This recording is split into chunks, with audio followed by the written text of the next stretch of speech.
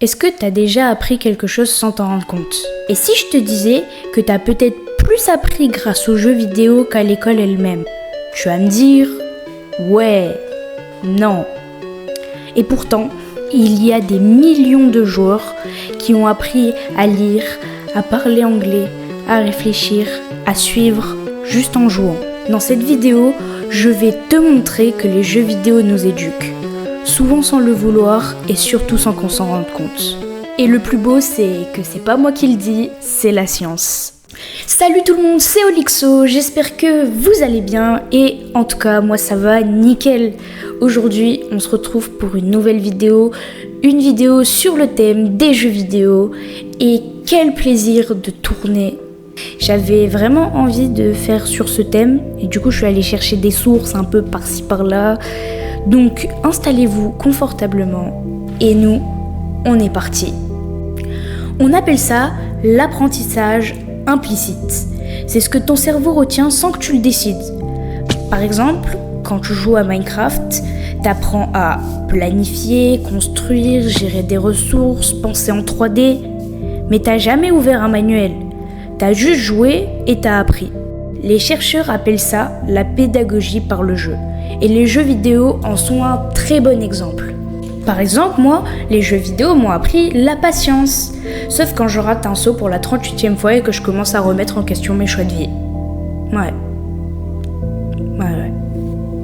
Prenons l'exemple de Assassin's Creed. Beaucoup de joueurs ont découvert la Renaissance, l'Égypte antique ou la Révolution française. Et tout ça seulement en jouant à un jeu vidéo.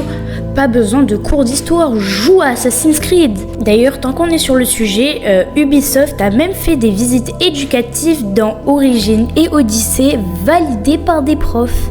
On a aussi les jeux vidéo Portal et Zelda qui boostent ta logique, ta créativité et ton raisonnement. Selon une étude publiée par l'American Psychological Association, les jeux vidéo améliorent la mémoire de travail, la rapidité de réaction et la capacité à résoudre des problèmes complexes.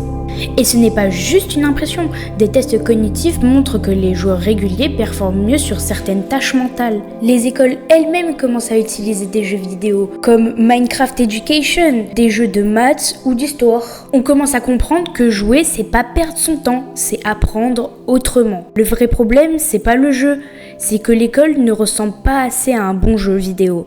Challenge, progression, liberté. Alors que d'un côté, les jeux vidéo, eux, te donnent quelque chose qui te donne envie de continuer, l'école, elle, te met la pression. Et c'est pour ça que c'est assez compliqué. Par exemple, 80% des jeunes disent avoir appris l'anglais en jouant à des jeux vidéo. Ce n'est pas un hasard.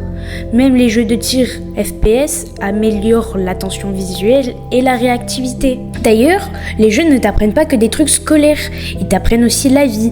The Last of Us, tu découvres l'empathie, le deuil, les choix, les relations humaines. Undertale, tu réfléchis aux conséquences de la violence, même si c'est virtuel. Dark Souls, tu développes la résilience. Tu rates, tu recommences, tu t'améliores. On dit souvent que les jeux vidéo rendent bêtes. Pourtant, les chercheurs de Harvard, Cambridge ou encore Oxford affirment le contraire. Alors non, les jeux vidéo ne remplacent pas les profs ni l'école. Mais ils peuvent t'apprendre des choses que personne ne t'apprendra ailleurs. T'as appris à coder avec Roblox, à dessiner grâce à Animal Crossing, à parler japonais pour jouer à des jeux visual novels. T'es pas seul. Les jeux vidéo éduquent en silence, en douceur et en fun. Et franchement, c'est peut-être ça la vraie école du futur. Ça ne restera pas forcément que du divertissement, c'est peut-être une nouvelle forme d'éducation. Alors la prochaine fois qu'on vous dit que jouer c'est perdre du temps, montrez-leur cette vidéo. C'était Olixo. Ciao!